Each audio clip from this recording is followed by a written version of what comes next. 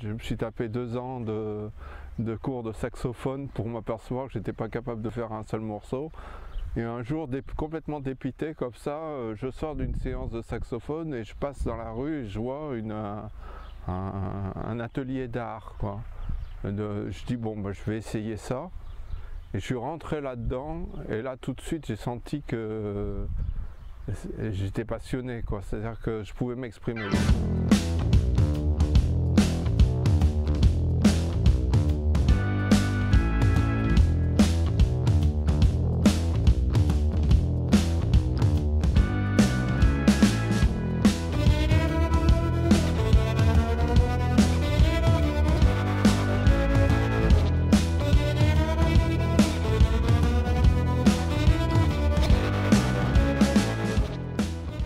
Maintenant, quand je peins, je me sens complètement relâché.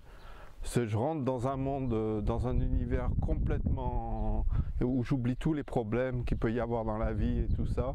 Je suis dans une bulle, on va dire, et il y a moi et mon art, quoi. Et c'est une passion à fond. D'ailleurs, je ne conçois l'art que à travers le côté passionnel, quoi.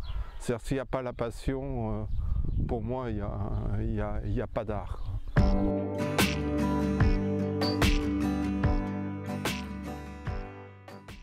Bonjour Gilles. Ouais, bonjour. Alors comment est-ce que tu préfères qu'on t'appelle? Ben, moi, en tant qu'artiste, je préfère m'appeler Crâne Pure Art. Crâne Pure Art. Mon nom officiel, c'est Gilles Poirier, mais en irlandais, Poirier, ça se dit Crâne Pure Art. Tu peins depuis combien de temps à peu près? Alors, je peins depuis 1989. De façon beaucoup plus conséquente à partir de 2013. Moi je me suis mis à fond dans la peinture, à faire des toiles et des toiles et des toiles, quoi.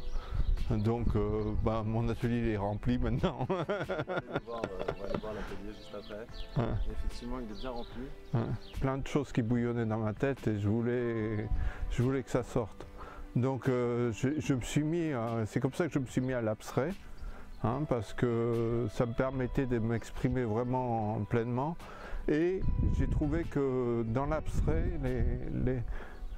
dans les petites tailles, on est très limité. C'est-à-dire qu'on se trouve coincé par la taille du tableau et moi ça me plaisait pas, j'aimais bien les grands espaces, il fallait que ce soit des grandes toiles. Et puis finalement à la fin c'était devenu des toiles gigantesques et techniquement, c'était pas possible de transporter des toiles de 3 mètres par 5 mètres comme je voulais faire, ou du 22 mètres de long.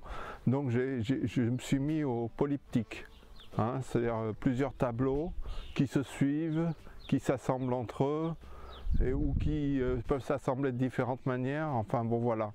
Donc maintenant, je me suis lancé là-dedans et ça me permet de faire du très très grand, mais qui est aussi composable un peu plus petit par rapport aux salles. Si on veut utiliser qu'une partie de l'œuvre, on peut utiliser par exemple sur un polyptyque de 10 tableaux, on peut utiliser que 2 tableaux dans une petite salle, 5 dans une autre, 10 dans une autre, voilà.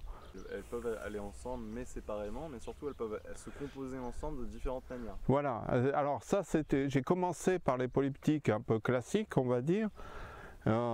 J'ai commencé par un triptyque tout à fait classique et puis j'ai fait un polyptyque qui est en 2D, 2 dimensions, c'est un vertical, un horizontal, tout ça. Et puis après finalement je me suis mis à faire un polyptyque qui se mordait la queue, c'est-à-dire que le dernier tableau se raccordait au premier. Et ainsi de suite, après j'ai continué la réflexion et j'ai fait des polyptyques qui s'assemblent dans n'importe quel sens, n'importe quelle position, que ça fait toujours une composition. Et il y en a un par exemple que je montrerai tout à l'heure qui s'appelle Quadrature. Et à Quadrature, c'est 4 tableaux qui se mettent ensemble et qui peuvent se tourner dans n'importe quelle position et dans n'importe quel sens, et ça fait 768 possibilités différentes. Ah oui, ça fait déjà 768. Ouais. Enfin, j'ai mis longtemps à le calculer en plus.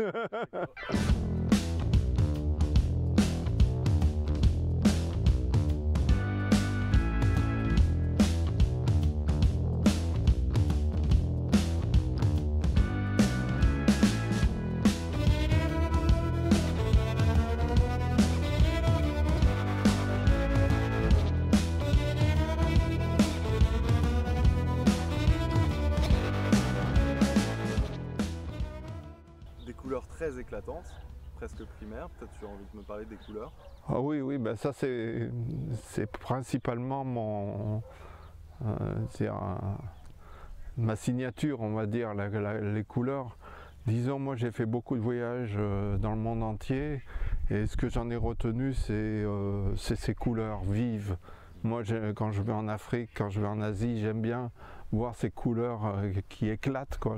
J'ai toujours été comme ça, j'ai toujours aimé porter des vêtements flashy un peu, et moi les couleurs ce que j'aime bien c'est contraster des couleurs chaudes avec du froid, c'est-à-dire que je contraste des jaunes, des oranges, des rouges avec un bleu assez profond, quoi.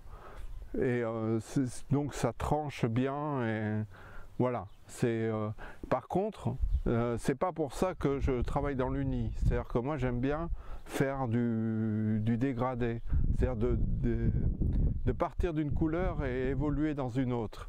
Donc ça c'est aussi un peu ce que je fais, c'est-à-dire que j'appelle ça travailler en salissant, c'est-à-dire que je pars d'une palette d'une couleur unique et puis je mélange petit à petit avec une autre pour arriver à la fin à un résultat complètement différent, quoi.